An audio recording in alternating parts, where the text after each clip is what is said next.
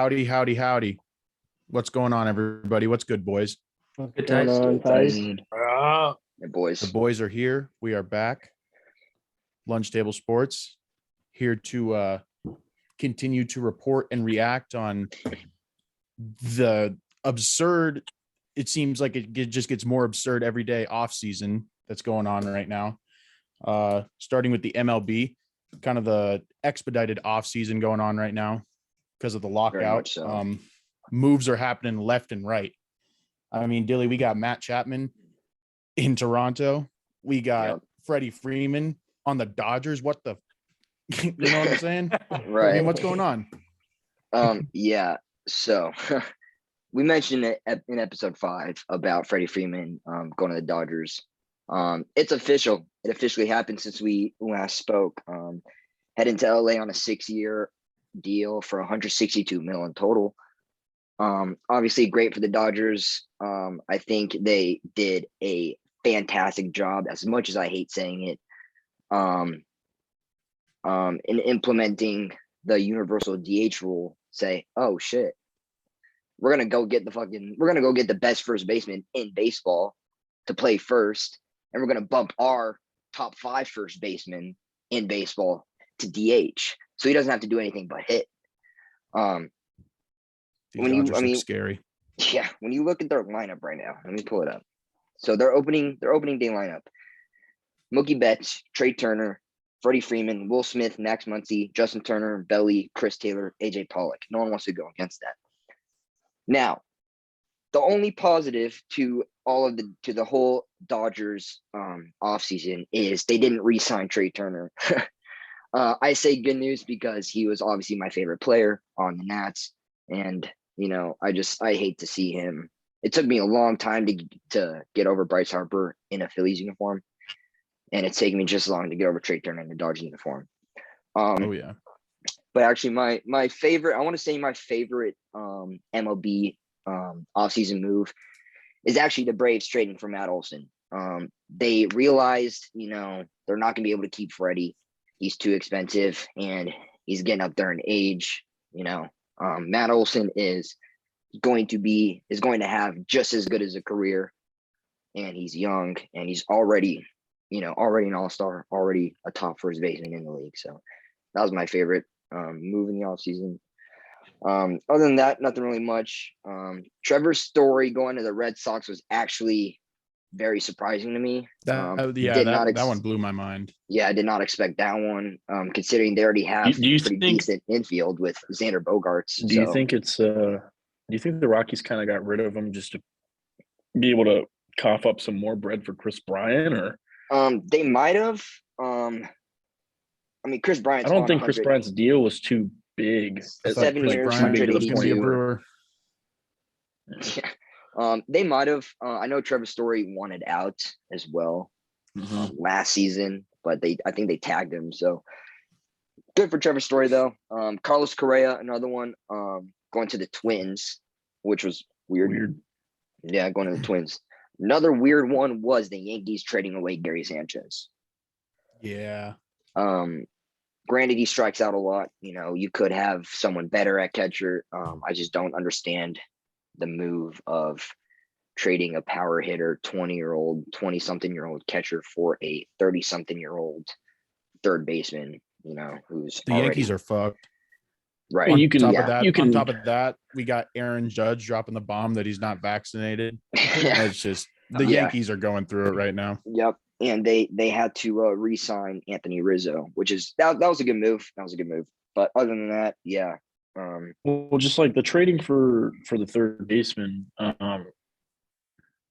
Gary Sanchez, like you said, is super young. So like you can teach. I mean, granted, he's been playing baseball for a while, but you can still teach like plate vision. Like people are gonna go through like slumps with striking out and stuff, but guy's still young. He's got a pretty big upside still. So they could have done a little bit better in that situation, in my opinion. Right. Yep. No, yeah, I think so too. Yeah, they pretty much dropped the bomb on everything this offseason. So we'll have to see where that goes. Another one that kind of shocked me was Zach Greinke going to the Royals. Yeah. Reunited. Not sure if it was right. Yeah, it could be that, or it could be the money. Other than that, I don't see why he would go to the Royals. If I'm being, The Royals can compete though, can. especially in their Yeah. division.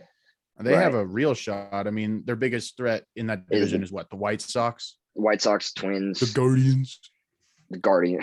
No, I mean, yeah, a little bit. Maybe not so much anymore, but yeah, they don't have to worry about the Tigers, especially since they dropped the ball in free agency and not getting Carlos Correa and not getting Yeah. Trevor Story and not pursuing Javi Baez, which is another free agent that I'm hyped to see land somewhere. But And also, I forget who they just signed, but we're going to talk about how the Mets are just going to have a great starting pitching rotation, and then Chris still going to do Bassett, nothing with it. Jacob DeGrom, Max Scherzer, Oh, they're just like they're kind of like the Dodgers in a sense. Except for the Dodgers Dodgers make, granted, the do something 2000. with it. Well, they don't. That's the thing. Granted, they won the World Mm. Series in 2020, but previous years make a splash move. They went out. They got Mookie Betts and won World Series, but I mean, they've been to 4 World Series in the past 6 years and have won 1. Sure. But yeah, the Mets are gonna. The Mets are like the Padres, I should say, more so than the Dodgers. Mets are like the Padres. No Mets matter are what gonna you do, Mets are gonna Met. Yep, just like the Padres, you're gonna Padre. Especially now with Fernando Tatis being Well, out. But Speaking of teams teaming, the athletic by in typical athletics fashion, just dishing off their 2 biggest names on the roster to cut them costs. Matt Chapman to the Jays. I love that move. The Jays are going to be so powerful this year, like so explosive on offense. You got Vladdy, who I think he's going to win MVP this year. I mean, he was damn close last year. You got Bo Bichette, big fan of Bo Bichette. Lourdes Flow. Gurriel, also a beast. Fucking Marcus Simeon. Oh yeah. And Vladdy was just saying that he's like, you guys thought last year was crazy. Just wait for next year. So like that's enticing for any baseball fan out there too. So I saw something that Vladdy has shed like 20 pounds this offseason, just absolutely shredded up. Oh yeah, no, I saw a clip of his first at bat, and I forget what game it was. It was actually pretty recently. It was like first at bat in the game. It was like first inning, dude. It's already a home run already in spring training. So right. I don't know, man. That guy's just going to be disgusting. That dude, I guess. Well, Tice, Marcus Simeon. That's another move that shocked me. That actually happened before the lockout that I totally forgot about, and I thought of it the other day. Actually, Marcus Simeon's on the Rangers now. You want to go? Yo, that's right. He didn't. The Jays I totally forgot Jays about didn't that resign too. him, and he went to the Rangers. Yeah, I totally forgot about that too. When I was texting you guys, I was gonna bring him up, and I was like, wait, I don't think he's on the Jays anymore. But yeah, that's what my mind too. I totally forgot about that with the lockout and everything. Yeah, dude, the lockout might be there. I mean, hey, we got a new Japanese player in the league. Seiya Suzuki on a 5-year deal to the Cubs. Great signing for the Cubs. Shout this out. This guy is going to be a great. Is he that nasty dude who like went viral on YouTube, who they've been trying to get over here for like the last like 4 or 5 years? I think so. Probably, yeah, I think so too. Yeah, but we'll have to see how he transitions. Obviously, we all know the last Japanese player who had some hype that came in the league has turned out great. Showtime, Shohei Ohtani, who's also going to be an MVP candidate this upcoming season. I think he was last year. Did he win MVP last year? Yeah, I don't know. He did, right? Okay. He won, yeah. AL. Yeah. And Bryce Harper with the NL, my boy. Yes. Anyways, that's right. Well, that's not the only the crazy off-season free agency frenzy, whatever you want to call it, that we've had since our last episode. As we all let's move on to the sport we all know best, the sport we grew up fucking fighting with and shit. Randy Gregory dipped on the Cowboys to go to the Broncos, which Plot was twist. phenomenal. That was great. Mhm. I remember making the edit for the Instagram post, posted it 5 minutes later. Randy Gregory's a Bronco. This So is becoming a more common thing. It seems like it happened with Jerick McKinnon too. Yep. yeah, With the Commanders. It seems like JD these McKissick. players and their agency, like they have these verbal discussions with the teams, and like right. deals are like agreed on, and then like it gets sent over in paper, and like things aren't the same, and so then these guys are just like, fuck it, I'll go somewhere else. Didn't he go That's back pretty to much his what it old seems team? like. I mean, like Well, I feel like a lot of players in this day and age, they're using it as a way to like, okay, so this is what you're going to offer me, but I really wanted to go here. So I'll go over here real quick, see if that offer works. And if it doesn't, then I'm going to stick with you, but not tell you about it. And if it does work, perfect, I'm coming over. And so like it's usually just kind of like when he agreed to come back, it was like basically announcing like to everybody, like, this is what he's worth. And then the Broncos slid in and was like, here you go. And he was like, all right, bet. Perfect. I feel like that's how it really was. Another star-studded pass rusher headed over to the AFC West to create more electric dynamic duos. Just trying to find every single player that can pass rush and throw a ball or just heading to that division, apparently. Mm-hmm. yeah. Or from Chandler Jones and JJ Watt to Chandler Jones and Max Crosby. I mean, you can't get any better than that if you're Chandler Jones, having that kind of company on the other side with you. It's actually kind of crazy. Not to mention Speaking of what happened. Speaking of the Raiders making some moves, Tice, sorry to say, the wannabe DeAndre Hopkins. I'm just fucking with you. Wow. I'm just fucking with you. Hey, all I'm saying is DeAndre Hopkins would still be the best receiver in the league if he had Deshaun Watson. That's all I'm saying. No offense to Kyler, love Kyler, but I don't think DeAndre Hopkins can be 1,000-yard receiver with Kyler anymore.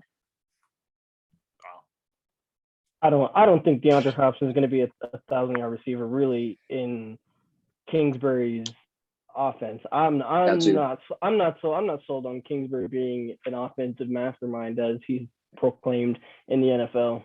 And he got extended till 2027, so there's that. Not to mention, so did our GM, who has not made a single move this offseason. We've lost 4 top guys. We've brought back 2.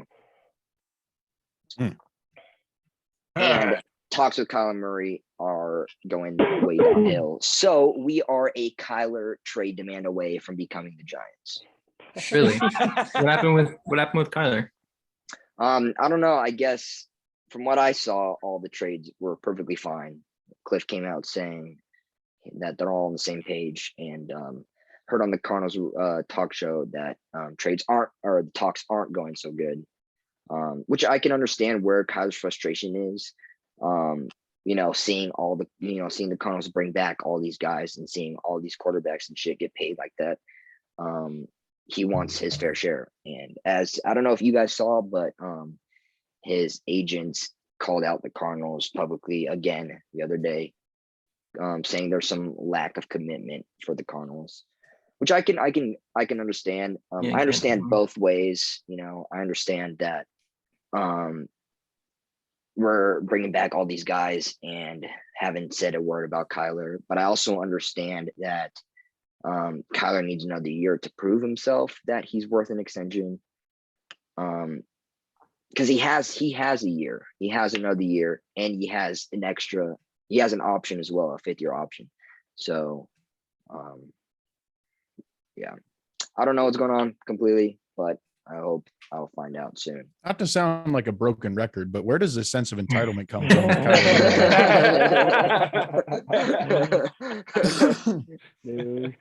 I mean, this guy's not a phenom. If you're some like rookie phenom, you come in right away, you light it up. Yeah, after 2-3 years, give him an extension, but like play out your goddamn rookie contract, get a playoff win, get an all-pro vote, win an MVP. Yeah. Right. Records. Right. I mean, and I've said all this before. It just doesn't seem like he's heard it. Right. So, to all you Well, viewers, if anybody has a connection to Kyler Murray, show him this video. Tag him down in the comments. actually, I used to have a connection with Kyler Murray. Kyler Murray's rookie season. Little story time intermission before we get to Ty's rant about Devontae Adams. So, as you guys know, I traveled to Cardinal games a few times a year. It was Kyler's rookie year. We were in Cincinnati. We were flying back home. Kyler's parents were on our flight. We missed that flight, by the way, but we were still, at the same gate. But they looked tired and shit. I didn't want to bother them, whatever. I was like, damn, that's cool though. Fucking, I saw his parents, right? Next week comes, we have a home game, and I'm sitting next to the nice lady who has had season tickets next to us for a long time. And I told her about it. And she's a few beers in, right? So we both get up to go at halftime, and we sit in the section where a lot of the Cardinals players' families sit. So it's pretty cool. We get to see all these guys that are related, their fams and shit. And Kyler's parents were there again in one of the aisle seats. And I told her, I was like, yo, Kyler's parents are up there. Oh my fucking God. So we went up, and I'm behind her, and she goes up to Kevin, I think his name is, Kyler's dad, and was like, this is doing blah, blah, blah, blah, blah, like fucking yapping and yapping and yapping. I'm like, oh God, oh God. So homeboy hands me his phone, take a selfie. I type my number in this dude's phone, send it to myself. I have it. I have the picture. I don't want to dig through it, but I'll send it to you guys. I deleted his number out of respect, but at this point, I'm kind of wishing I kept it so Tice can, be like, yo, your son needs to cut his shit. You know what I'm saying? Anyways. I could save the Cardinals. I could save the Cardinals. That's too bad. Yeah, that's a I'm missed opportunity. I'm kind of upset. Oh shit. Devontae Adams, the newest member of the Las Vegas Raiders, making bank, $28.3 million a year. I also saw that Aaron Rodgers knew Devontae was going to be gone. Still signed the contract. Devontae Adams did not thank Aaron Rodgers or mention him in his farewell post. What's going on with that? I don't think there's any beef between Devontae and Aaron. I mean, I feel like Devontae just kind of like did a section for all of his teammates, because I mean, if he mentions Aaron, then you could start listing off individual people who you played with over the last 8 years all day. But I don't think there's any beef there, because Aaron recently posted, something with him, Devontae, and Randall Cobb, and there was the whole Last Dance picture thing last season, which ended up being true. Nobody really realized. Yeah, I was just about to say, in the Last Dance picture, Scottie Pippen and MJ end up splitting off. MJ stays in Chicago. Scottie ends up leaving. And it's literally the same exact scenario. Aaron Rodgers stays in Green Bay, and Devontae ends up leaving. Yeah. But what I'll say is, I wasn't expecting it. I mean, last episode I got on my soapbox and poured my heart out to Zadarius Smith. I was thinking that was going to be the speed bump of my offseason. Yeah. And right after that speed bump came a brick wall in the road in the form of Devontae Adams being traded. But I have no resent towards him. I mean, when you make it to the top of the world, you can do what you want. And like, in terms of like the football world, he's pretty much there. He gave Green Bay everything and more that we could ask out of a second round pick. And it came down to just him wanting to follow his heart, go back to his childhood team and play with his college quarterback. And if I was in his same position and the Raiders were my childhood team, I would probably do that too. So I have no resentment or hard feelings towards the guy. It hurts like hell to lose a player of that caliber. I mean, that is easily the best non-quarterback Packer that I've witnessed in my lifetime, just right above Charles Woodson. But wow, it's tough. It's a tough pill to swallow. At least we got some good draft capital out of it. I'm confident that we can get a good receiver in the first round if we, if hell freezes over and we decide to do that. But I think the Packers will be okay. I think Devontae will be okay. Time will heal all wounds. He'll be in the Packers Hall of Fame someday, but God damn it, if it doesn't hurt. I mean, hey, think about it this way: at least your number one player, other than a QB or whatever, got picks out of it. Mine just got up and left after during free agency, so we got nothing out of it. So, that's not the other heartbreaking move this offseason. I suffered one as well to the same team in Chandler Jones, which Damn I Raiders. knew was coming, but it's still like, when you get that notification, it's like, wow, there's nothing you can like DM, like you can't even like at least like shoot your shot and like direct message the dude and be like, yo, come on, please. You know what I'm saying? But it happens.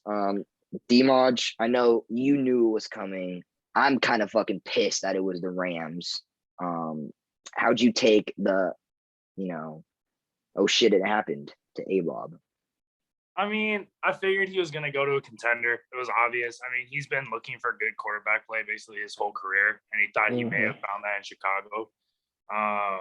He also just wanted to be in the Windy City. He's missed that town, but like at the same time, I'm happy for him. I'm happy that he's on a team that he can produce. I feel like it hurts because it's a team that I've watched over the past few years that just keeps on winning and keeps on. Every time we play them, they beat us, and it really pisses me off at this point. And the fact that he went this fucking year really just pisses me off. But at the same time, it's a good move by the Rams and him both. He's in a position where he doesn't have to worry about the strain of being a number one and prove it anymore. I feel like he's just in it for the ring at this point. I feel like he has a chance to get it. So I'm happy for him. And I mean, best of luck to him, but fuck, man, why the Rams? Of all teams, like you could have picked so many other teams with so many good quarterbacks. You picked the Rams. Hey, in this league, you're either bag chasing or ring chasing. You know what I'm saying? Hey, and if you can't beat them, join them. They just right. That's right. And they just extended Matt Staff. So it all makes sense. It all makes sense. Yeah, it's all falling into place. It's all falling into place for the Rams. You're more than likely not going to re-sign OBJ now. Aaron Donald's coming back after all the whole retirement shit going on. Re-sign Matt Stafford. I'm kind of, you have Cooper Kupp still. I'm kind of upset that dude, I might as well just rant about the Cardinals this whole episode because this is really fucking annoying. Robert Woods got traded for a 6th-round pick. Yeah. Who's not gonna, I'm surprised every single team in the league was not on that. You know what I'm saying? Yeah, but you got to remember, not every team's looking for a wide receiver who's near to his 30s who just suffered an ACL tear. So it is kind of a big risk, but a 6th-round pick is a bag of chips. Right. But you also got to think about the massive contract he was on as a receiver that's coming off an ACL injury. I mean, it makes sense for the Rams to dump and get a cheaper player that I think honestly could be just as good, if not better than Woods and Robinson. But yeah, no, I get the whole 6th round for Robert Woods seems like nothing. But at the same time, I've been learning to look at the financial situation of everything because Khalil Mack kind of shot me in the fucking gut. But like, I mean, overall, it's a smart move. Yeah. Oh, yeah. Makes sense to me. Speaking of losses, though, the Steelers did lose Corvette. Actually. Yeah, that's got to hurt a little bit. For the Whipping that Steelers. Corvette right to KC to nothing bad on him though. On the bright side, we do have the collaboration of the century coming later this year with Jackson Mahomes and Juju Smith. And I mean, it's cool. It's cool to see Juju we're number 9 again after he wore 3 years at SC.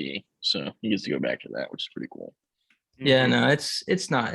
I'm not mad at him or anything. I mean, if he had the opportunity to stay, he would have stayed. But last year we gave him an opportunity, a 1-year contract to stay, and he got injured. So no more Corvette. There's just no more room for a receiver of his caliber alongside Chase Claypool and Deontay Johnson. Yeah. The other Corvette man. Left his brother. I still think that really that team is honestly looking really good though in free agency. They've done a lot to change and maneuver and overall just upgrade that roster. After Big Ben left, I mean, I love the Mitchell Trubisky signing. They signed. I don't know why. I feel like every team I look to has another Bears player on their roster, but they signed James Daniels, which is a solid guard over the past few years. You got him for cheap, about like $8.9 million per year. Overall, I think you guys are on pace for a really good offseason so far. I think Juju was the right receiver to let go. I mean, you have two young guys. James Washington also left, but I mean, I wasn't seeing much. James Washington never let me play, anyways. Yeah, he didn't. The depth is what you had a lot of depth and just isn't there anymore. But at the same time, you look at that defense. I mean, Miles Jack signs to pair with Devin Bush. That linebacking core plus the edge rushing. I mean, overall, that defense is just solid. There's not really too many weaknesses that I would complain about when I look at the defense. Joe Schobert still in Pittsburgh? No, he just got let go. Oh, what about Bob Spillane? I did. He is. Bob Spillane's a stud. He is. The thing that would make Pittsburgh's offseason second close to the Chargers, maybe even right there defensively, is signing Tyrann Mathieu. Yep. Tremaine Edmonds is gone. Baltimore signed Marcus Williams. Right. They already got the safety. So Baltimore's out of the running for Tyrann Mathieu. Steelers are in it. Minka would be disgusting. Yeah, exactly. And I also know the Cowboys are in it for Tyrann Mathieu, but it's got to happen. Don't deny anything good happening to the Cowboys. When I heard Bobby Wagner was maybe heading to no, I'm not believing. I don't want anything good to happen to the Cowboys. Sorry to Cowboys fans out there, but fuck the Cowboys. Shout out to Troy. Shout out to Troy. As much as I have a grudge against the Steelers, it would be amazing for them to, finally get back on track. Mm-hmm. Yeah. And Hey, let's talk about Deshaun Watson. Probably the biggest thing that's happened so far. Since our last episode. Yeah. I mean, the Browns. I love it. That was like, was like probably fifth on like who do I think Deshaun Watson's going to? That we were at the bottom of the list. But I mean, if you really think about it, and in terms of football and in a football perspective, that was the only right move. Yep. The Browns are really a quarterback away. Baker has never really been the answer at quarterback, even though, yes, he did some great things for Cleveland, giving them their first playoff berth, their first playoff win. But yeah, Deshaun Watson and what we've seen in his career already, he has the potential to take the Browns to the Super Bowl. Yeah. Exactly. Yeah, especially with Amari Cooper now. They are trying to re-sign Jarvis. Mm-hmm. I feel like that roster, it was already a top 10 roster. I mean, when you look at it as a whole. All around, yep. They top 5 line. They signed back Jarvis. I don't think they're not getting Jadeveon back. There's some other key, but their defense, I feel like there's a lot of good about their defense. All their young DBs that got hurt. What's up? So all the young DBs that have gotten hurt the past few years, like they're all coming that's going to be good when they're all healthy. Yep. They're all coming back. Besides Grant Delpit, Grant Delpit was traded. I'm pretty sure. Mm-hmm. He was. But overall, that roster is ready to compete. My only question is the Deshaun Watson deal is what scares me. Not even all that is fully guaranteed. It's the fact that we're all talking about how they could be contenders this year, but his contract was turned into a $45 bonus, $45 million bonus with a $1 million salary, meaning that if he doesn't play, he doesn't get the bonus. Right. So I'm already thinking that they already don't think he's going to play this season.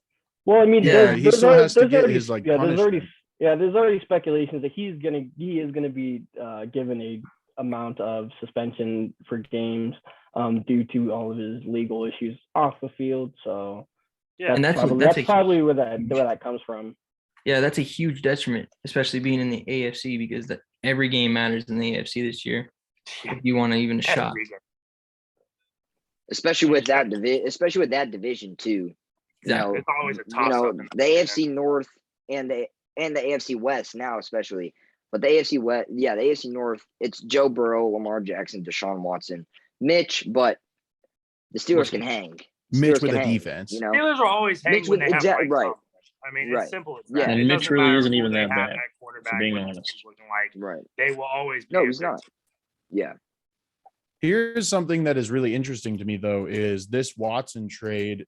The Browns, like as of right now, are the favorites to win that division. Really? As it should be. The Yeah. Browns are in first, the Ravens in second, Bengals in third, and then the Steelers in fourth. I don't agree with that. Yeah, I think a fully healthy Ravens squad.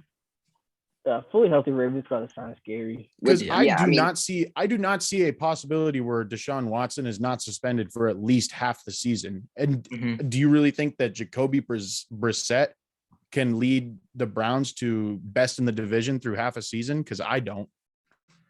Not with the Nah. defending AFC champs in your division. How the Bengals, especially with the O-line upgrades they've made, aren't favorites to even win their division. That's and you just got crazy. And to you me. got I a mean, great young quarterback. just made it arguably. to the Super Bowl, and we're already right back to sleeping on the Bengals. I mean, who knows? Maybe It's they like just it one of that those way. scenarios where people, I feel like, are thinking about one-year wonders and how everything went right for them and everything went wrong for the teams around them. I just That's- don't. that's I just don't think that's so. classic what happened.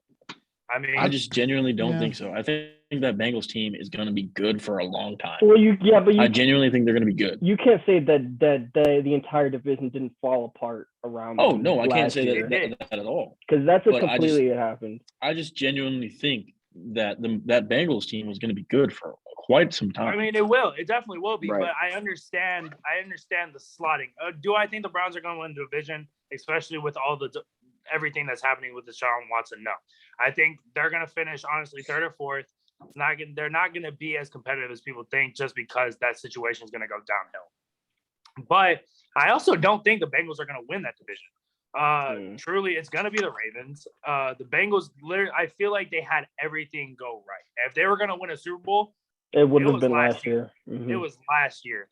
Everybody was playing at an all-time high. Everybody in their division. They had an aging Big Ben. They had a depleted Ravens, and then you had the Browns, who will always be the Browns. I mean, I love the moves that they made to better their team this year and finally have a Deshaun Watson at quarterback. It still shows that if they don't have Deshaun, like, they're still the Browns. It doesn't matter. So I feel like the Ravens are going to win the division. The Bengals could be a close second. And honestly, the Bengals are probably a wild card team, but the Ravens are going to win. Obviously, none of us are like lawmakers or like lawyers. That's what Yeah. that's what professional law people are called, lawyers. Mm-hmm. I mean, realistically here, how long do we really think Deshaun Watson is going to get suspended? Because Ben I'm thinking- Roethlisberger got suspended for 4 games off I'm thinking- one accusation. If we just go by that ratio, Deshaun Watson's going to miss the next 2 to 3 years. I mean, Right. 22. but so it's going to be really interesting because, like, especially right after Calvin Ridley gets a whole season for sports betting, I would not be surprised if Deshaun Watson gets suspended for the whole season. Not that like all 22 cases and like all 22 accusations are like the same, and like there's a lot of like variation just in that, but it's going to be really interesting, like how much the Browns just gave up for a guy who you might not even get until next season, when he's 3 years removed from playing professional football and 3 years, older. I mean, it's going to be interesting, I think. Right. That's what I was gonna say. I mean, I hate to think that there's sketchy shit going on inside the NFL, but obviously something happens in your sport where you think that exactly right. So, like, I mean, if you're the Browns, are you really going to give him that much of a bag if you know he's going to miss 2 to 3 years? Wouldn't you think the Browns know at least some sort of time frame from the NFL that how long he's going to be suspended? Because they gave him so much money, and Yeah. That's such a waste considering Dimaj, how you said that he has the bonus as most of his contract. That's 2 to 3 years. That's so much money they could be spending on other guys. I just don't see the Browns giving him that sort of money if he's gonna potentially miss years to come. I feel That might be a Browns move to do, just to have Deshaun Watson be their quarterback for, because it's what, a 5-year deal, so that's 2 years. So if he does get suspended for 3 years, that's still 2 years, but that's still 3 years of who the fuck is your quarterback and where the fuck is his money gonna go? You know what I'm saying? I mean, hell, right. They still have Baker. He's still on the roster. Yeah, right. So I feel like until they understand He's what threatening the to sit Deshaun out. Watson deal is and what's happening with all that, for sure, they're gonna keep Baker because he's threatening to sit not out. gonna win them the games. Yeah, that they Baker need, will not play for them, I don't think. I think if Deshaun Watson gets suspended and Baker will be playing. If Deshaun Watson Baker's not going to be leaving. Official announcement. Deshaun what we're saying right now is Baker is withholding himself from the Browns. He doesn't want to be a Brown. Yeah, he said he can won't do that all he wants, but at this nothing. point, he's eventually going to play. He himself is going to say, "Fine, fucking, I'm playing." Because he has no choice. No, DiMaggio. I mean, his new teammate Deshaun Watson did the same thing a couple years ago, right? Yeah, And actually sat out and that ate the money. Play, though. Baker hasn't. Baker has no reason. He still has value, though. It doesn't matter. I do not think he has the same value. He could go play somewhere else. It doesn't matter. It doesn't matter about your value as a quarterback. I mean, it does in certain senses, but you are the player withholding yourself from your contract. And if you choose not to get paid those games for your game salary, fine by them. And I think that's what Baker is going to do as well, because he doesn't want to be a Brown. He speculated that the Browns were trying to get Watson and preemptively gave a shout out to all the Browns fans, all the Browns management that was in with him throughout his first contract. So I don't think he wants to be a Brown. No, he doesn't want to be a Brown. Here's the thing. That part. I'm saying he's gonna get to the point where he's itching to pull the trigger and he wants to play. And I feel like he's gonna come back. If Deshaun Watson is announced that he can't play, he's gonna play that 1 year to show he can play and then get traded away to another team. That's what he's gonna want to do. Here's the thing. What does he have to prove to Cleveland now? Right not now. To Cleveland. Nobody gives a everyone fuck else. To prove to Cleveland. To everyone else, though, because he was playing on a torn labrum for what he was saying. He was not the player that he could be. He wants to show people that he can be that player, though. I don't feel like teams want to trade for him right now because he hasn't shown that he can be that guy. But here's the thing: when he was healthy, when he did give the Browns their first playoff win and their first playoff berth, what was it, 60 years, something around that. I don't think that there's genuinely 32 quarterbacks that are better than that Baker Mayfield, a fully healthy Baker Mayfield. Expectations are so high. I feel like I can think of 32 starting quarterbacks. Like you think you can name 32 starting quarterbacks that are better than Baker Mayfield? I think I can name 32 better quarterbacks than Baker Mayfield. Baker Mayfield has completely not met expectations as an NFL quarterback. As a Browns quarterback, he's surpassed all expectations. Yeah. As an NFL quarterback, he is not. He's still like 30-30 as his career record. He has not proven that he is a winner. And at some point, he's got to let go of this underdog story he's got for him because he was the number 1 overall pick. Exactly. He wants to say, oh, everyone was doubting me, but no, people believed in you, and it's time that you put some faith back into the people that believed in you. Exactly. We all know who the better Oklahoma quarterback is. There's a few of them. I was about to say, I can name 2. Apparently. One of them's not playing right now, and one of them's playing for the Eagles.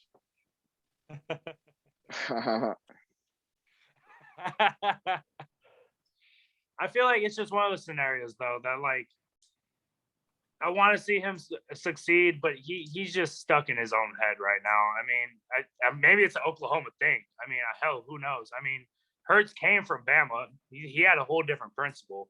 So when he got to Oklahoma, I don't think it affected him yet. But I mean, Kyler and Baker both got something going on in their brain, bro. And I feel like they're overthinking both their situations so incredibly high. It's Here's too much. here's what I'll say about Baker Mayfield. All right.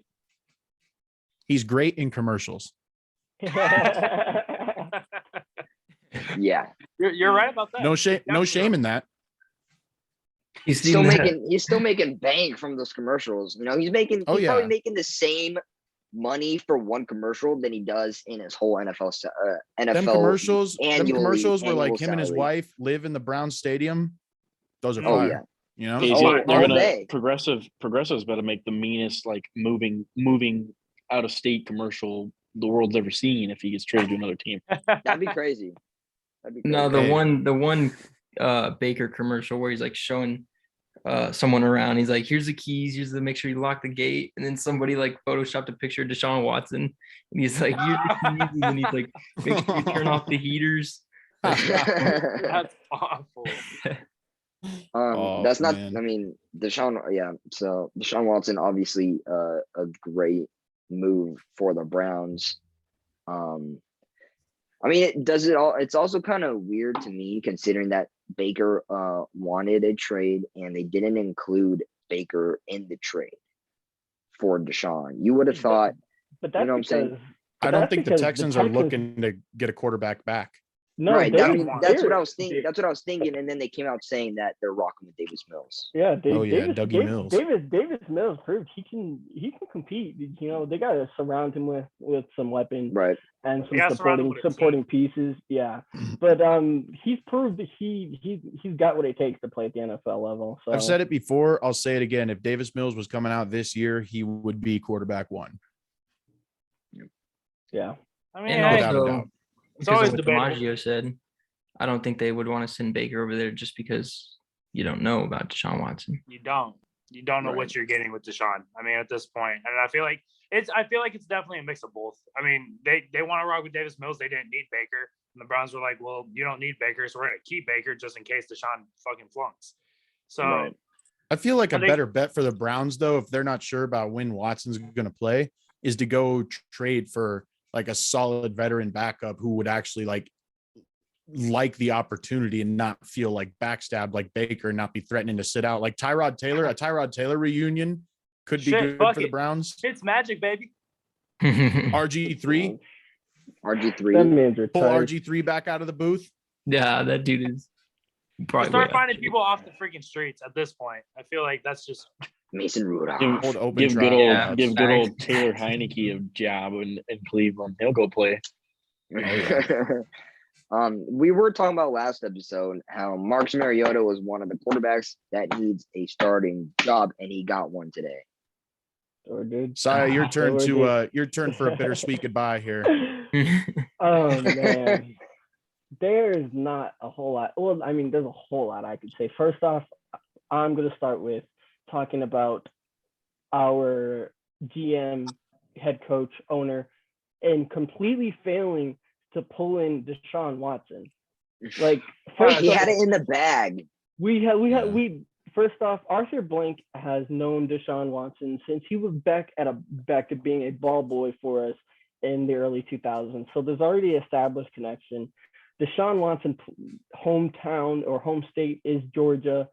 His agent, he shares an agent with Kyle Pitts, Casey Hayward, who just signed with the Falcons, and one more person that is on the Falcons. So first off, we should have landed this. I completely understand that Deshaun waived his no trade clause to go to Cleveland, but the irreversible damage that happened to the team after not landing Deshaun Watson is eventually why Matt Ryan is now an Indianapolis Colt. And I'll say this 14 great years from Matt Ryan, an MVP, offensive rookie of the year. You know, there's not enough good things people say about Matt Ryan. I will defend Matt Ryan to the day I die. And I truly wish him success in Indy, and I hope that they're a great competitive team. Yeah, but that hurt. It really did hurt because I knew it was coming once we we set back his 7.5 mil roster bonus that we were gonna give him if we had kept him till about 4 p.m. today before the trade. So I mean, he's getting his money. He's getting to play for a contender. Most importantly, a better O-line. He's not going to be getting sacked 40 times every year like he was with the Falcons. So it'll be better on his health. But leading into Marcus Mariota, I'm not too mad about it. I think that he's probably the best quarterback that was still available. And I said it before. I think he deserves a starting shot in the NFL, and I have no problem with him being our bridge quarterback till we can find a successor. Unless he absolutely kills it in the 2 years, you know. Hey, I would Maybe that takes you to a couple playoff berths. You know, you never know. You never know in this league. You know, you never knew Joe Burrow was going to be a Super Bowl quarterback 2 years, but happened. One more piece of quarterback news that we haven't touched on. Jameis Winston staying with the Saints and finally getting his bag. I feel like a lot of people don't remember that he was pretty much getting paid like nothing this last year or last 2 years in New Orleans. And so this is kind of like his first, like second big contract, you know, like he never really got it the first time around. So good for him. I think he definitely deserved it. He's had his ups and downs, but I think once he's back healthy, that LASIK is dangerous. LASIK, you know? baby. LASIK Jameis. We still haven't really seen it in full effect yet. I mean, he went 5-2, had 2-3 interceptions in those 7 games. I mean, and he had 10 touchdowns. He was off to a great start. Yeah, he picked apart the Packers in week 1 last year. Yeah. I feel like we're just ready to see what truly he can be in New Orleans. And you know, no one's working harder than Jameis. No one's working harder than Jameis. Come on. He's eating them dogs. Eating them dogs. Eat them W's. Oh yeah. Shit. Yeah, that's funny shit. That is funny shit. Favorites, biggest offseason winners is what we were gonna do. Oh yeah. Bush, give us yours. I went with a safe bet in the Chargers. They've done too much this offseason for me not to say it. My biggest winner. I mean, taking arguably one of the better pass rushers the league's seen in quite some time, and you also throw that on the other side of another great pass rusher that every NFL team or every NFL fan has seen. Throwing that alongside another great cornerback, arguably a top 5 cornerback in the league.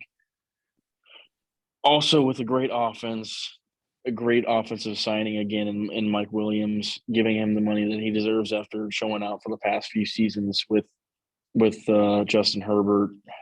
I think it's safe.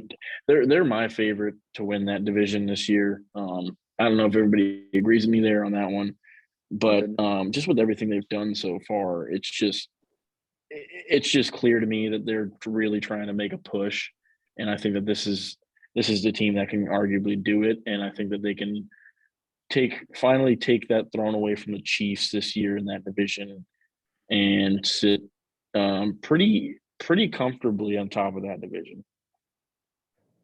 Oh yeah, I feel you, Bush. I'll stay in that division that has, like we've said in previous episodes, become an arms race, and I'm going to go with the Raiders as my biggest winner.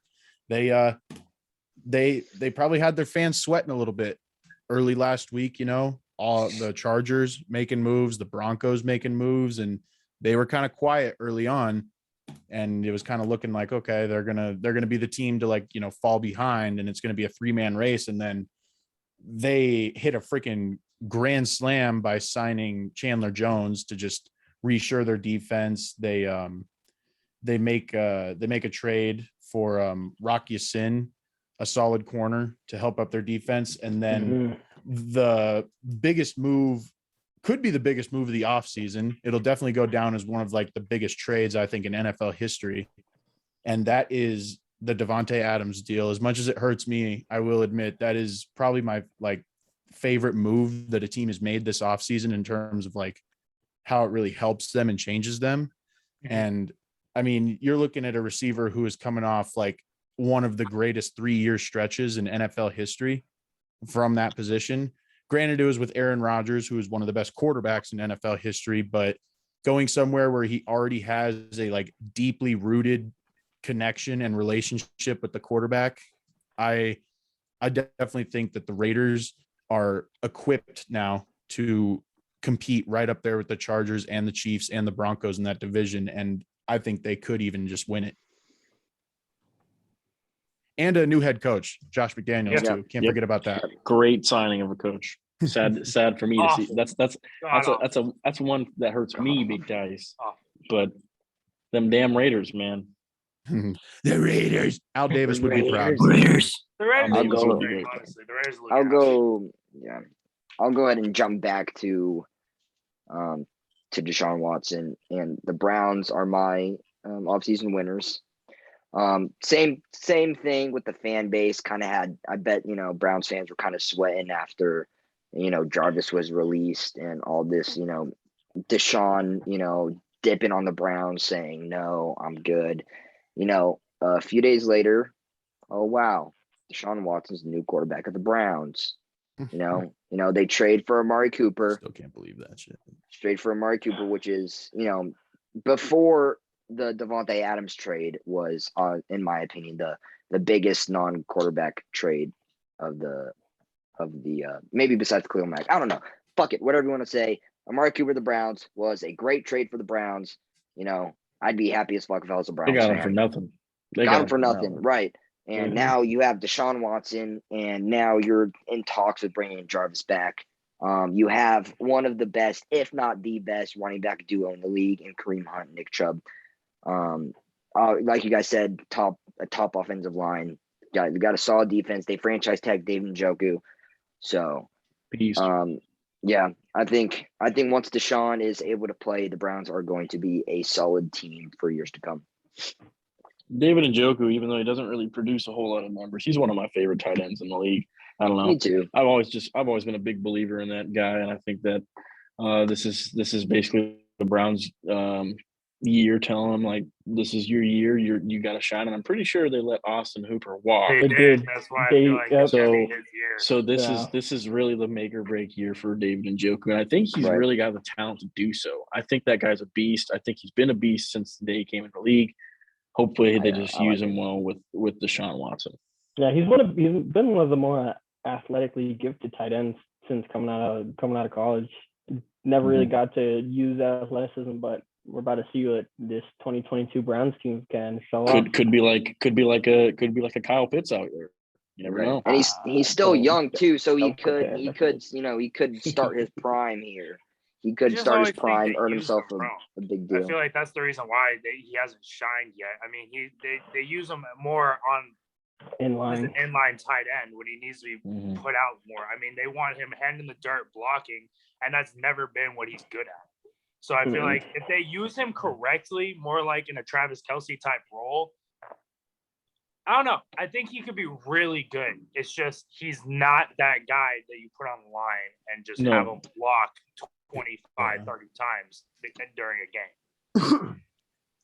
He's definitely a more receiver minded tight end, and what we see, granted, more often as the bigger names in tight end. I mean, if you really look at it, Kyle Pitts, receiver minded tight end. Travis Kelce, obviously receiver minded tight end. Darren Waller, more receiver tight end. The only real big name that we see is that tight end that really blocks really, really well is George Kittle, and he's great in the pass game as well. George Kittle's the best all-around tight end. We're not gonna argue about this right now because this could be a whole nother debate at some point. I absolutely agree. He is the most well-rounded tight end. I absolutely agree. I mean, he is the most well-rounded. I'm not saying he's the best, but he is the most well-rounded tight end in the league. I mean, if we're gonna keep talking about teams and great off seasons and all these things, a sleeper pick, honestly, to me was the Steelers. I mean, I've absolutely loved everything they've done so far this offseason. On the side of Mr. Trubisky, James Daniels, I've talked about it earlier, but they also had some cheaper options too with Levi Wallace. There's just Ahkello Witherspoon, they all these cheap deals to make sure that they have a solid roster with so many unknowns going into the next season with how well Trubisky's going to be, and they revamped the O-line. they did all these cheap but smart moves to really improve their team without pouring large amounts of monies into big free agents, that next year, after whatever they do with the first round pick, hopefully it's line also, but they'll have cap space next season. I want to see how this develops, how they truly make this team better. I feel like they're really in a bridge period to see how the next season will look, and they're really looking towards the future. And I really love how they did it by going affordable, but with players with upside. Oh yeah. I agree. Continuing on the trend of sleeper teams that are having a phenomenal offseason. At first when we brought this topic up, I was going to choose the Bengals, but quickly after doing a little side work while we're here, I'm going to change that to the New York Jets. Man, the New York Jets have signed. They stole C.J. Uzomah from the Bengals. They signed Laken Tomlinson. It's a huge upgrade to their O-line. They got Jordan Whitehead to sign a 2-year deal to kind of revamp their secondary, and BJ Reed on a 3-year deal. And then they've got 2 picks in the top 10, sitting at 4 and 10. Which they also re-signed Berrios. Yeah, they did re-sign Berrios, which is cool to see. But with all of that, and then 2 picks within the top 10, 1 at 4, possibly to grab a generational talent in Kyle Hamilton, and then maybe at 10 they go and get another lineman. I don't know, who knows? But I would say the Jets are quietly building the pieces around Zach Wilson, and they're doing it in the right way. I don't think they've really overpaid anybody for any of the deals so far, but all of their deals have had value, and we haven't even hit the draft yet. Yeah. Oh yeah. I got the Broncos as my winner in the offseason for obvious reasons. I mean, they went out and got top 3 quarterback in Russell Wilson. They went out and stole Randy Gregory from the Cowboys, and doing all this, they didn't lose too much besides picks obviously. But I mean, Noah Fant, this draft class, Noah Fant's great, but he's replaceable. And they got young guys everywhere, all over the offense and the defense. Right. Oh yeah. Oh yeah, no, 100%. Their O-line is super young. Yeah. Mm-hmm. They got Jerry Jeudy, they got Sutton, they got Pat Surtain on the other side, they got Alberto. Justin Simmons. It's funny. Isn't it Justin Simmons? Isn't that his name? Yeah. If I'm correct. Justin Simmons is there too. He's a beast too.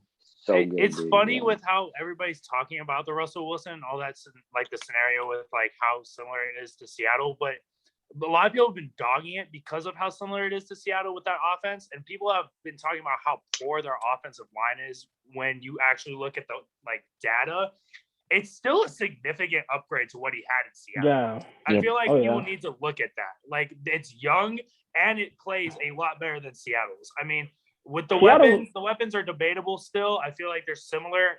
The Seattle weapons were also more proven, but I feel like Russell Wilson was just tired of getting sacked. I know he's in a division with the unlimited pass rushers now, but I feel like he's definitely in a better position to win than he was with Seattle last year.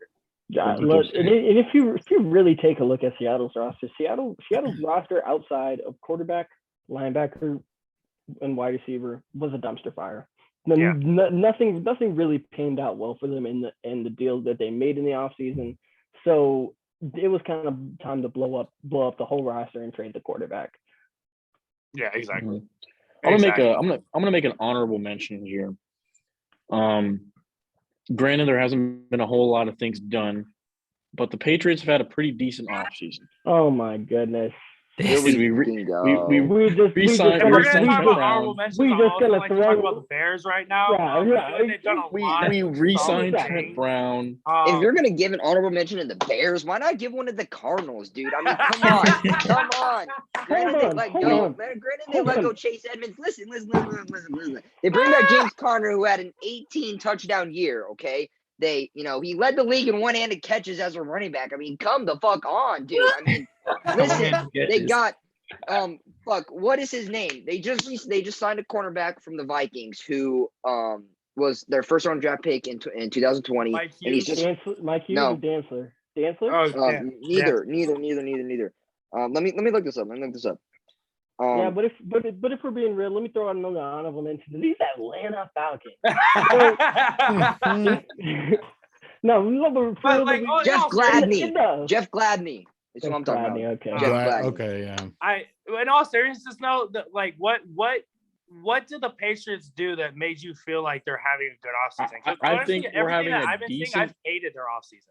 We've had a decent offseason. We've let some people walk that shouldn't have walked, but we're in the talks of going younger on the in the linebacker area. I mean, you guys did possible Bobby Wagner fill in there. You know, yeah. Matt All I Judon's know been is you tried to recruiting. Shaq Mason away for like a 5th-round pick. Yeah, that was good.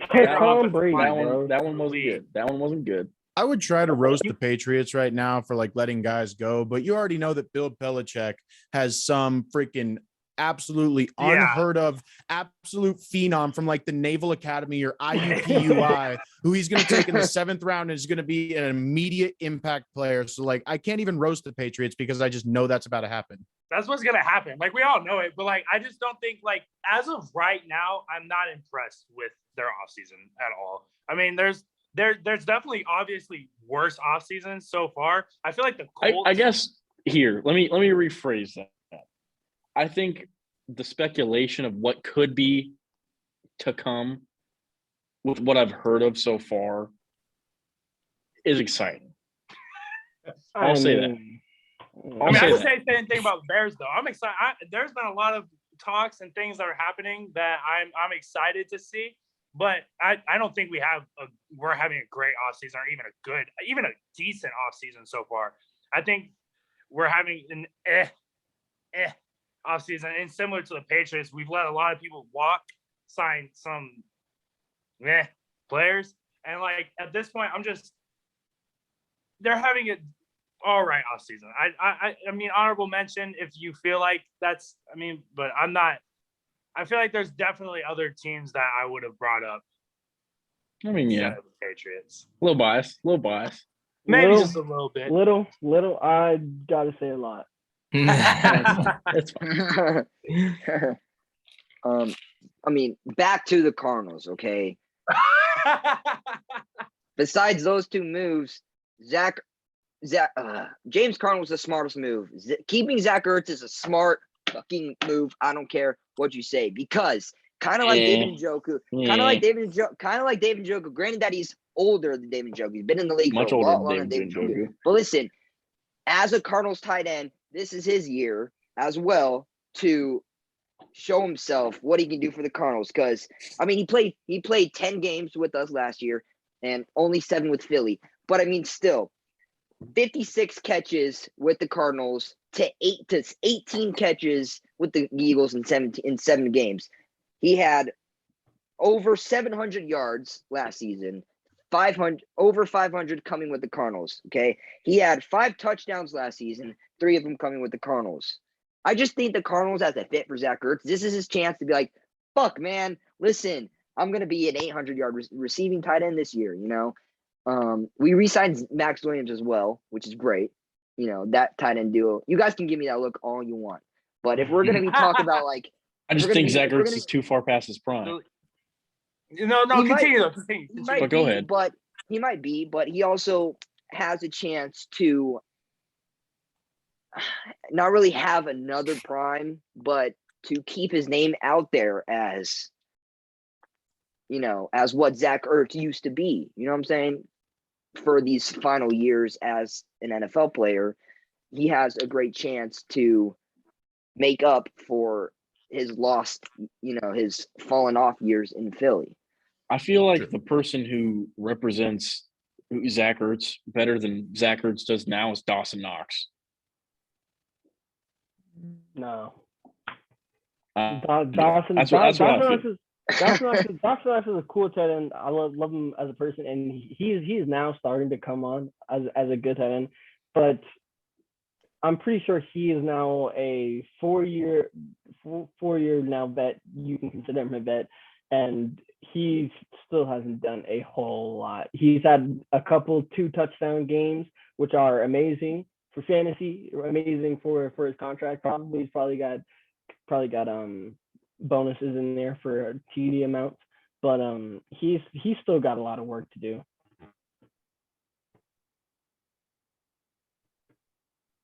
Never mind. I'm not gonna say it. I think Zach Ertz is washed. Never mind. I'm gonna say it. He's washed as hell. I think Okay. he's way overpaid. But I mean, if we're trying to Kind of like a have- Martellus Bennett signing. if we're just trying to have some like biased, like, oh hey, this is a fucking sleeper pick, but it's my favorite fucking team, so I'm just gonna fucking throw it out there. Then Fair you enough. can't disrespect the Sure. Cardinals in that scenario. You know what I'm saying? I mean, bringing back James Conner was obviously a great offseason move. Re-signing James Conner as a Cardinals fan, you're like, okay, wow, Steve Keim got paid. He's making moves, but in reality, he hasn't done shit besides those two signings, He literally hasn't. I mean, Marco Wilson is number 2 cornerback who stole Malcolm Butler's starting job, hence the reason why Malcolm Butler retired due to mental issues, whatever, is because he found out Marco Wilson got the job over him. Malcolm Butler is And- looking back to go over the Patriots, by the way. He didn't retire. And yeah, well, whatever. He came out saying he was retired, but in reality, he was just mad that Marco Wilson take our starting job. But obviously, Marco Wilson can't cover for shit. He gets fucking lost in the playoffs. Maybe you should have kept Malcolm Butler. Maybe we should have. That's what I'm saying. So Are we having a that's why- conversation about maybe- washed maybe- players and Malcolm Maybe you Butler made the comes wrong up? decision there, buddy. Yes, Tyson. I mean, that's why I like the Jeff Gladney signing. Don't really know don't really know a lot about the guy, but I know he's a first round pick in 2020, but he's coming off another some sort of allegation. I'm not sure how he's gonna do, but I mean, I'm just saying if you guys are if we're all gonna have one set category about fucking underrated offseason teams, and you all fucking pick your favorite team, the Cardinals are like top 2 in this. You know what I'm saying? Figure out your quarterback situation. You can talk to us. I will. Are we gonna talk Tell about me we March can talk. Madness? We can talk Yeah. about March Madness. Hey, you guys will Um, never believe this. My bracket is busted. No, what?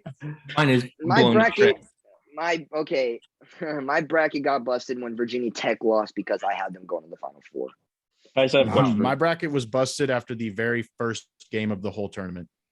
Colorado Colorado State In was the Iowa? Michigan. Oh, That hurts. yeah. That hurts. Big Tice. I know you're already.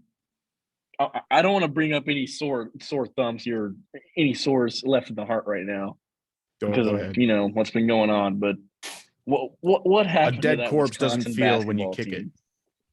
it. What happened to that Wisconsin basketball team? Yeah, we Tice, got Oh, really I have sluggy. really AIDS. I will say this: losing Chucky Hepburn in that Mhm. game really, really hurt us because when he's running point, and then we can have Johnny Davis playing that pure 2, Mhm. mix in Brad Davidson. I just we operate totally differently when Chucky's not on the court, and so him going down really hurt us, but still inexcusable. We got out hustled in a lot of moments. We got out rebounded.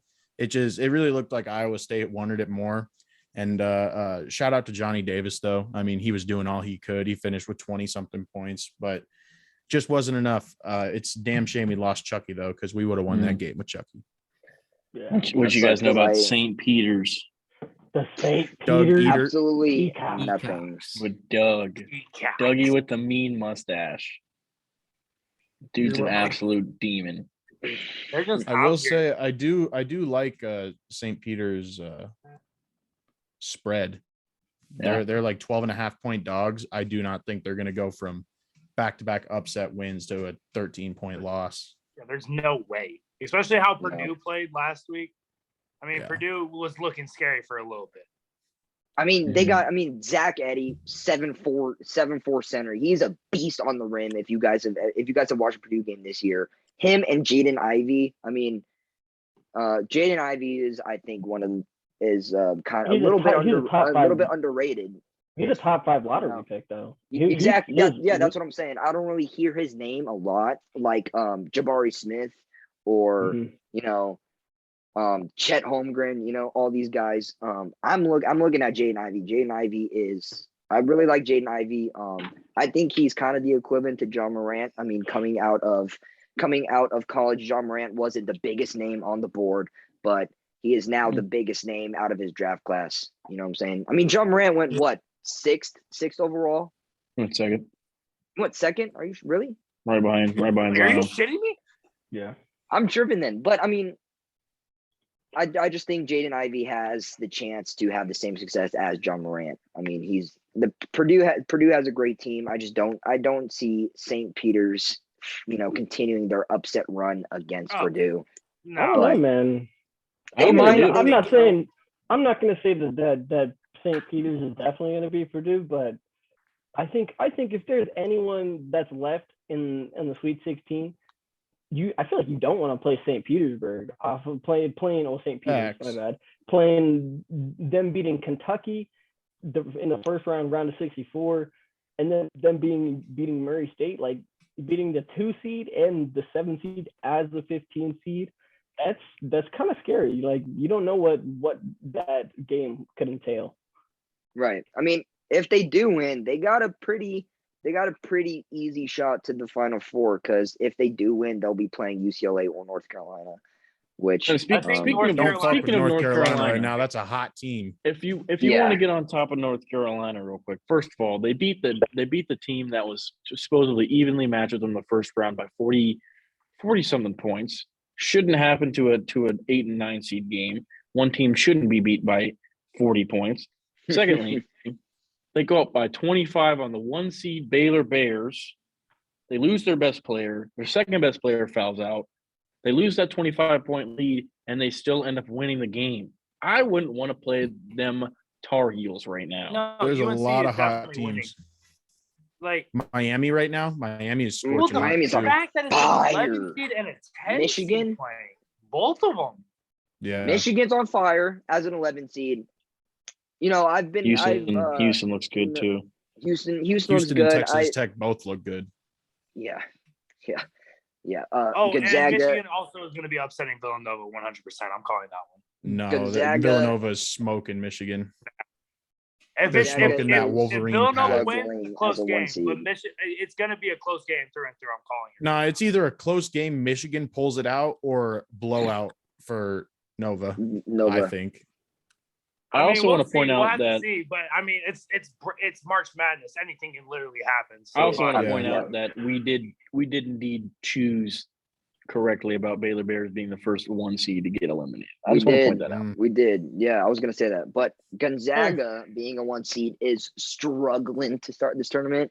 Obviously, it was pretty close between them and 16 seed Georgia State until the last 7-8 minutes of the second half. Yeah. And against Memphis, granted that Memphis is actually a great team. You know, they're actually better than a 9 seed in my opinion. But they gave Gonzaga a punch in the mouth, you know, as well, being pretty much ahead in the game the whole game until, again, the last 6-5 minutes. If we're gonna talk surprising 9 seeds, I want to get back on the topic of a 9 seed real quick. Creighton, I think they're better than a 9 seed as well, and they battled that team to the last minute basically, and then it just all fell apart in the last little bit because of fouls and all that stuff. So right, let me give one more teams better than the 9 seed, TCU.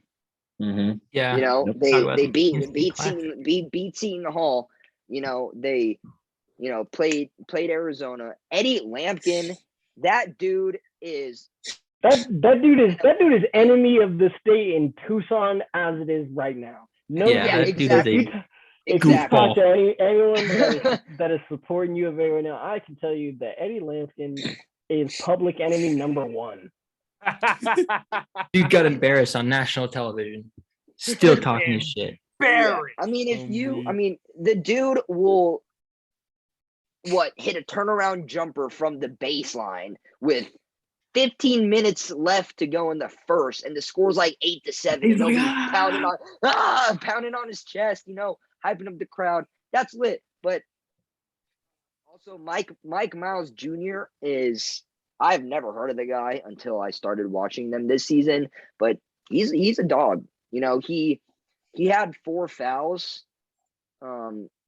with like 6 minutes left. He didn't get fouled out, which is kind of hard to do, you know, especially if teams know that you're 1 foul away from being fouled out and you're the best player. You would think they would try to, you know, draw a foul to get him out, but he did a good job with that. And TCU almost, you know, upset the number 1 seed for the second time in the second round. So, but they didn't, and we still got. But Arizona. they didn't, and we still got the dub. And all I'm saying is, if we play like that against Houston, we're losing by double digits easily. Yeah, I'd say Arizona's got 35 turnovers between their first 2 games. That is scary because now we got to play a team in Houston that is great defensively and won't allow us to come back into the game like TCU did. So this is the Sweet 16, man. It gets tougher and tougher as we head deeper into March. Well, Yep. yeah, I saw a stat when I was watching that Houston game. The last 2 games, they are a great 3-point defensive team. The first game they held their opponent to 2 from 17 from deep. I'm pretty sure the last game that they just played, I'm pretty sure they only had, I think, 3 or 4 3-pointers that were given up against them. Like, that team knows how to guard a 3-pointer. Yeah, and I mean Arizona too. If knock on wood, we beat Houston. Okay, we have the toughest road out of everyone to get to the Natty. I mean, listen, we played the winner of Michigan and Nova. Whoever wins that is hot already. They're already going into this game hot. They're going to be even hotter coming out. Okay, then we could either play Kansas, who's going to beat Providence. I don't think Providence is going to beat Kansas. Granted, how they've been playing these past couple games. I don't think anyone's stopping Miami unless it's Kansas, which obviously could be next week. But either way, if we win these next 2 games, we'll be playing Kansas or Miami, who honestly I don't want to play either of them. But obviously got to win this game first. But looking at it, our road is quite tougher than, let's say, Gonzaga's, because if they win, they play Duke, who struggled against Michigan State, who blew a double-digit lead late in the game, ended up being down by 5. They struggled. Can't bet against Coach K, though. No, you can't. Exactly. So, and granted that Gonzaga has North Carolina, as you guys are saying, Purdue, St. Peter's. I think Gonzaga, or I think any of those teams could beat any of those teams. And when you're looking at you're looking at the South and the Midwest, if you put Arizona and Kansas together, if you put Arizona and Kansas, and if you put Gonzaga and UCLA, you know what I'm saying? I feel like Arizona everybody wants to look at how poor Arizona played, but at the same time, Arizona played a good game from a inside the paint perspective. They were off the charts. And I mean, when you look at Koloku and fucking Matherin, they played so well inside the arc. I think the thing that was killing us is a team that usually shoots so well from 3 had a horrible night, especially Kerr, who made 1 3 out of like 12 attempts. It was just one of those games where you look at it and it seems bad, but overall they had a good game from how I feel. I feel like Arizona, it's getting overlooked because of how bad the 3-point shooting was, and they let a 9 seed compete, but TCU is better than a 9 seed. We already covered that. And Arizona, Koloku went off. Matherin went insane, absolutely ballistic. Spending for MVP. Yeah, I mean, like it's. I feel like Arizona's still that team. I still have them winning it all. I feel like, and I'm not wavering from that decision, especially after last night. Oh yeah. What was I gonna say? Damn. I don't know. I guess talking about the tourney and talking about Arizona basketball leads us right into my parlay of the day. It is I got 3 legs here. They're all Sweet 16 games. and we started out at 4:09 Mountain Standard Time on Thursday with Arkansas taking on Gonzaga, and I am taking Arkansas +9. Yeah. Gonzaga has not been really like playing like a 1 seed. I think Arkansas is hot. I do not think they By lose by more than 9. Yeah. And then I like that. second game of the night, 6:39 Mountain Standard Time. We got Texas Tech taking on Duke. And sorry, Coach K, your final run ends here. I got the Texas Tech money line.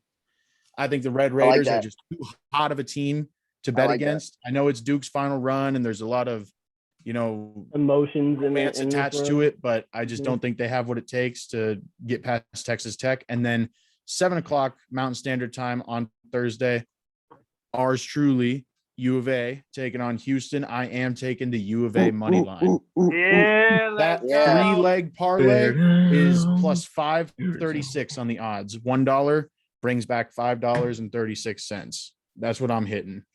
Take it with a grain of salt. I have been ice cold so far in March Madness, but Nothing big, but it's hey, we're gonna keep shooting. Means you're due, Tice. You're not cold. that's you're right. due. Shoot. That's right. shit. Well, episode 7 will be special. We will be Hell yeah. live streaming a watch party for the U of A Sweet 16 game. It's gonna happen. There won't be an actual episode like this for episode 7. It'll just be us watching the game, commentating it. You guys can fucking hang out if you want. But any last comments? Rest in peace, John Clayton. Thanks. That dude was a goat. Yeah. He was one of he's like one of the faces of ESPN from my childhood that I remember. And Right. mad respect to him. He was like universally loved and respected by almost everybody in the field. So rest in peace. Rest in peace. Rip. That's all I got. Yep. Episode 7 coming to you live Thursday at, let's see, what is it? And 9 p.m. Eastern, 9 p.m. Eastern, I believe it is. Yes. So you guys tune into that. We'll have all the information on our Facebook and Instagram. So Perfect. we'll catch Hell you yeah. guys on Thursday. Yes, sir. Peace. Adios. Catch you guys. Much love.